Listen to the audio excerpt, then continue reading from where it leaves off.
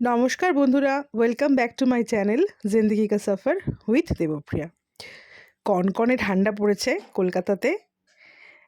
একেবারে মনে হচ্ছে যেন সিমলা দার্জিলিংয়ে বসে আছি। আজকে পৌষ সংক্রান্তি, 15ই জানুয়ারি।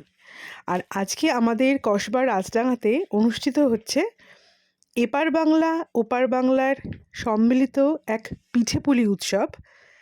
দারুণ জমজমাট এই উৎসবটা, যেটা কিনা চলছে 12ই জানুয়ারি থেকে আর শেষ হবে 16ই জানুয়ারিতে। বিকেল 5টা থেকে শুরু হচ্ছে আর রাত্রি 11টা অবধি টানা চলছে। এখানে 70-এর ওপরে স্টল বসেছে। কলকাতার নামি দামি বিভিন্ন মিষ্টির দোকান থেকে আরম্ভ করে বিভিন্ন বাড়ির মানুষজন যারা কিনা খুব সুন্দর করে পিঠেপুলি বানাতে পারেন, তারাও এই প্রদর্শনে অংশগ্রহণ করেছেন। আজকে আমার অফিস ছিল বটে, কিন্তু আমি আজকে অফিস যাইনি। একটু শরীরটা খারাপ লাগছিল সকাল থেকে। বিকেলের পর থেকে হঠাৎই চাঙ্গা অনুভব করলাম। এত কনকনে ঠান্ডা পড়েছে আর আমার বোন এসেছে তার পুচকি মেয়েকে নিয়ে। তো আমার বোন বলল, যাবি না কি পিঠেপুলি উৎসবে? আমি সঙ্গে সঙ্গে রাজি হয়ে গেলাম। মিঠাই রানী অর্থাৎ ওর মেয়েকে আমার মার কাছে রেখে গেলাম, কারণ এই ঠান্ডায় ওকে নিয়ে যাওয়াটা একেবারেই চলে না, ঠান্ডা লেগে যাবে। আমি আর আমার বোন দুজনে মিলে চলে গেলাম পিঠেপুলি উৎসব দর্শনে।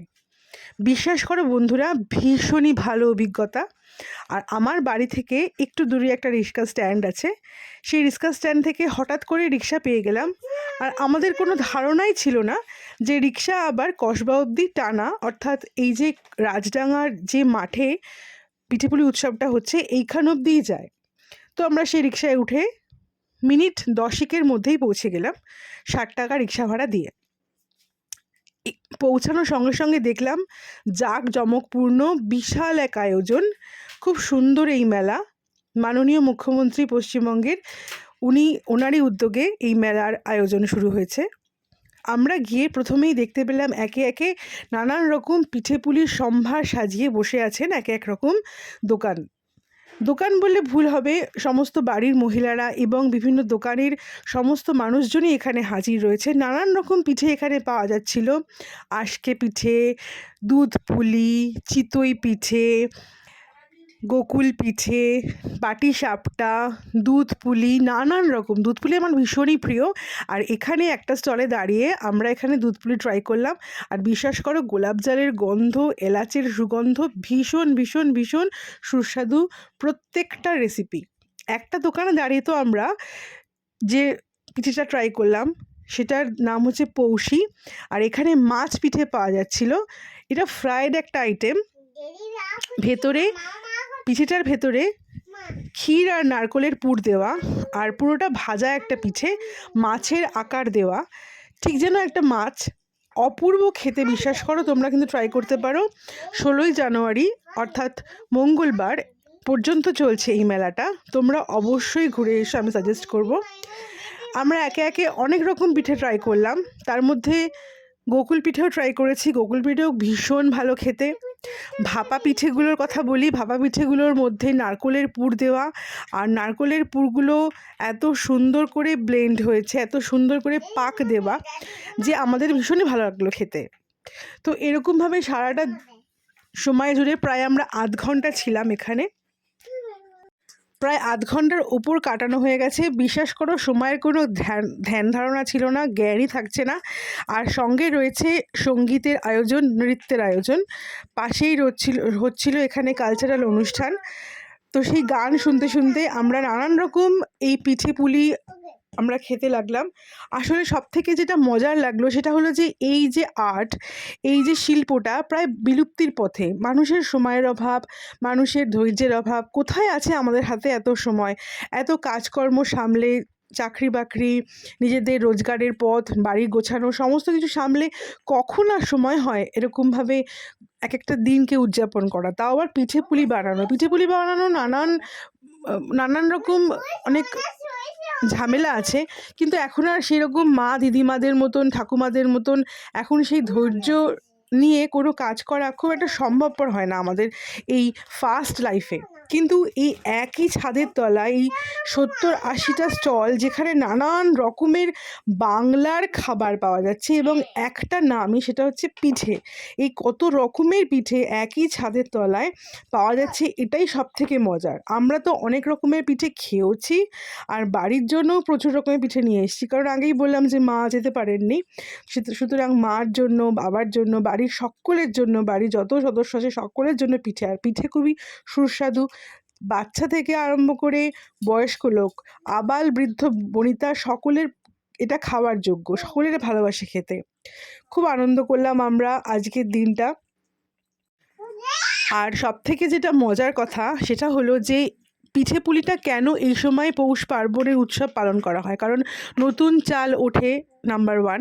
আর এই নতুন চাল থেকে যে চালের গুঁড়ো তৈরি হয় এবং তার সাথে যে গুড় মেশানো হয়, নলেন গুড়, খেজুরের গুড়, নারকোল, এই সমস্ত সম্মিলিতভাবে নানান রকম সমস্ত কিছু খাবার, দুধ, সমস্তগুলোই হচ্ছে শীতকে রোখার জন্য, শীতকে প্রতিহত করার জন্য এই সমস্ত খাবারগুলো খাওয়া হয়। জেনারেলি আমাদের আদিকাল থেকে যে সমস্ত খাবার, যে সমস্ত কাজকর্মগুলো আমরা বিভিন্ন উৎসবের সময় বিভিন্ন ঋতুতে করে থাকি, তার কিছু একটা না কোনো কারণ থাকে। তো এই পৌষ পার্বণের সময়, এই পৌষ সংক্রান্তিতে এরকমভাবে যে পিঠেপুলি উৎসব হয়, পিঠেপুলি বানানো হয় ঘরে ঘরে, তার মূল কারণটা হচ্ছে শীত যাতে বেশি করে আমাদের না লাগে, আর এইগুলো খেলে আমরা শীতকে প্রতিরোধ করতে পারবো। শরীরের মধ্যে প্রতিরোধ ক্ষমতা তৈরি হবে, ইমিউনিটি পাওয়ার তৈরি হবে, যেটা কিনা আমরা শীতের সাথে লড়াই করতে পারবো। কিন্তু এখন তো ঘরে ঘরে সবার পক্ষে সম্ভবপর হয় না। যেরকম বললাম আমি, যে ফাস্ট লাইফ আমাদের, আর সবথেকে বড় কথা শুধু ফাস্ট লাইফ নয়, আমরা একান্নবর্তী পরিবারে পরিণত হয়েছি। একান্নবর্তী পরিবারগুলো সব ছোট ছোট পরিবারে ভেঙে গেছে, একান্নবর্তী পরিবার আর নেই, আর খুঁজে পাওয়া যায় না। তার বিভিন্ন রকম প্লাস পয়েন্টও আছে, মাইনাস পয়েন্টও আছে। আমি সেদিকে সে সমস্ত তর্কের খাতিরে যাব না, সেসব তর্কের দিকে যাব না। কিন্তু যেটা মূল কথা সেটা হলো যে এখন আমাদের ছোট ছোট পরিবার, আর এই পরিবারের জনসংখ্যাও কম, সদস্য সংখ্যাও কম, আর তাদের প্রত্যেকের মায়ের মাথায় কত রকমের চাপ থাকে। একজন মহিলা, কোনো বাড়ির যিনি হেড হন, তার মাথায় কত রকমের চাপ থাকে। তো কি করে সম্ভবপর হবে যে সেরকমভাবে পিঠে পুলি বানানো? কারণ চালের গুঁড়ো তৈরি করা, বা চালের গুঁড়ো রেডিমেড পাওয়া যায় ঠিক আছে, কিন্তু তার সাথে গুড় আনতে হবে, সেটাকে আবার সংমিশ্রণ ঠিকঠাক প্রপোর্শনেট পরিমাণে মেশাতে হবে। দুধ পুলি যদি ধরে নিই, দুধ পুলি বানানো তো নানান রকম নিয়ম আছে।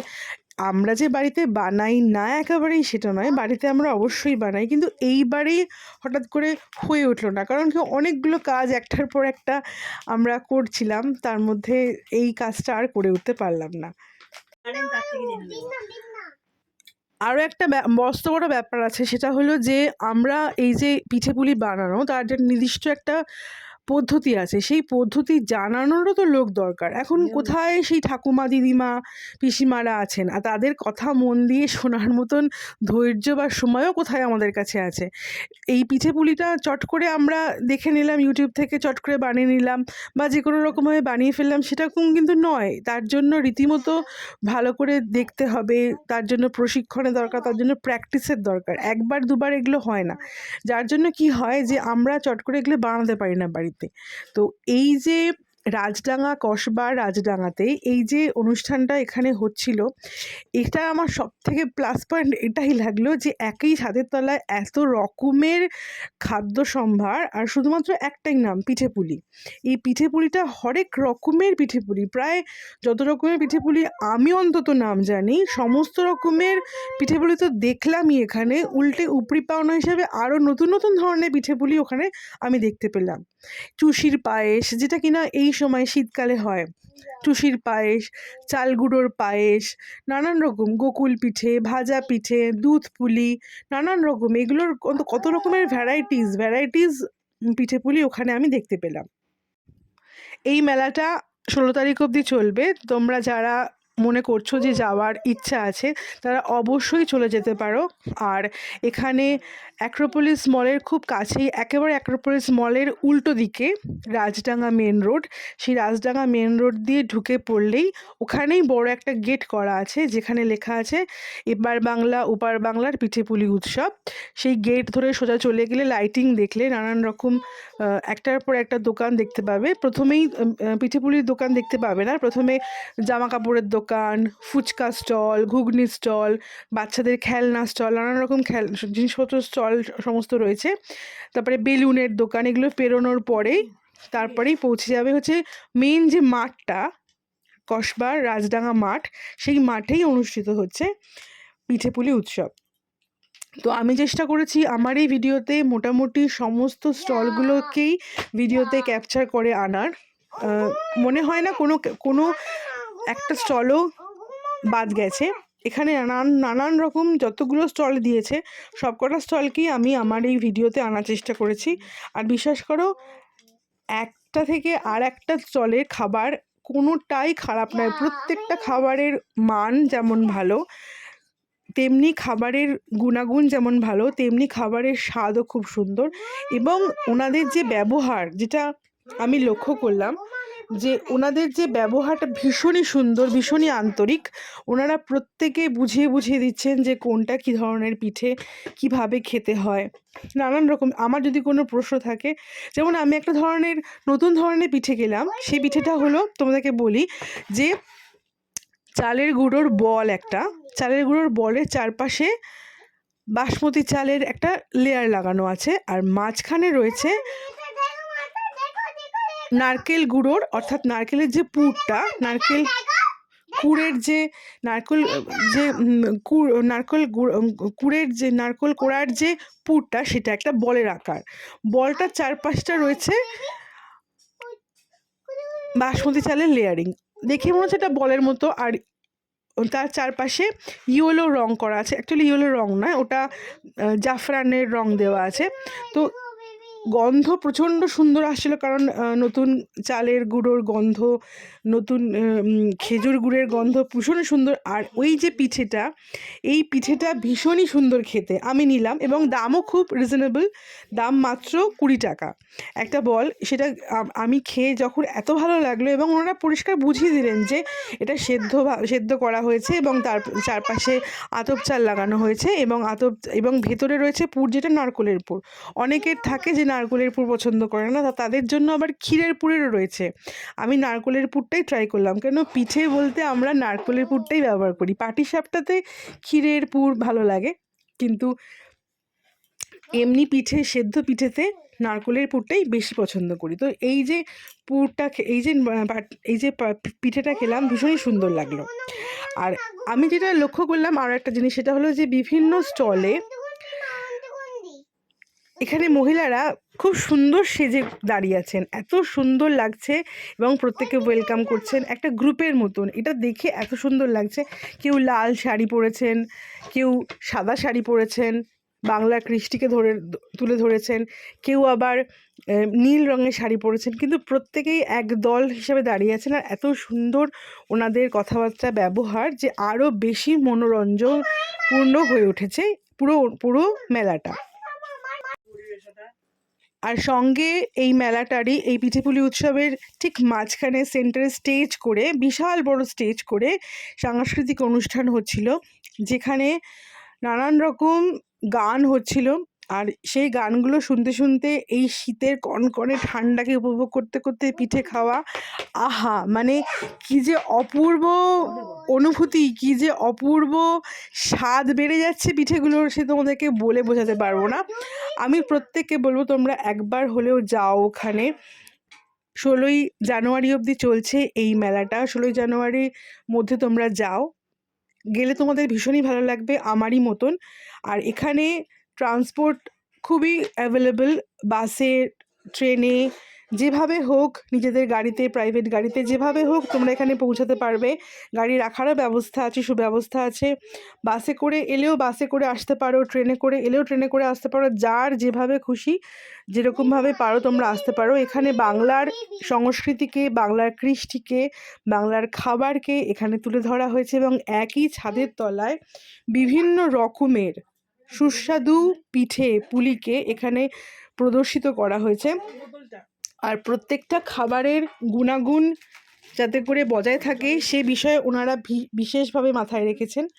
তো এভাবেই আজকে আমাদের দিনগুলো কাটলো, দিন কাটলো। ভীষণই ভালো লাগলো দিনটা।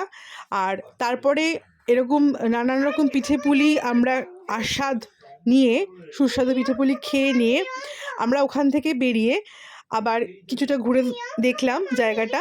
তারপরে ওখান থেকে আমাদের মিঠাই রানীর জন্য কিছু খেলনা কিনলাম, একটা বেলুন কিনলাম, একটা পুতুল কিনলাম, আর একটা স্কুটারে চাপা পুলিশ কাকুকে কিনলাম। যদিও সেই স্কুটারে চাপা পুলিশ কাকুর প্রথম স্কুটারের চাকাটাকে তুলে দেওয়া হয়েছে আসার মাত্রই। আর তারপরে ওর জন্য একটুখানি ভুট্টা কিনলাম, আমরাও ভুট্টা খেলাম। আর ভুট্টা সেঁকছিলেন ওখানে খুব গরম গরম। আর মূলত ভুট্টা কেনার মূল কারণটা হচ্ছে এই কনকনে ঠান্ডায় উনুনের আগুনের পাশে দাঁড়ানো। প্রচণ্ড ঠান্ডা পড়েছে, মুখ থেকে হাওয়া বেরোচ্ছে। কলকাতাকে কলকাতা মনেই হচ্ছে না। আমার তো অভিজ্ঞতাতে অন্তত বিগত 5 বছর এরকম ঠান্ডা পড়েনি।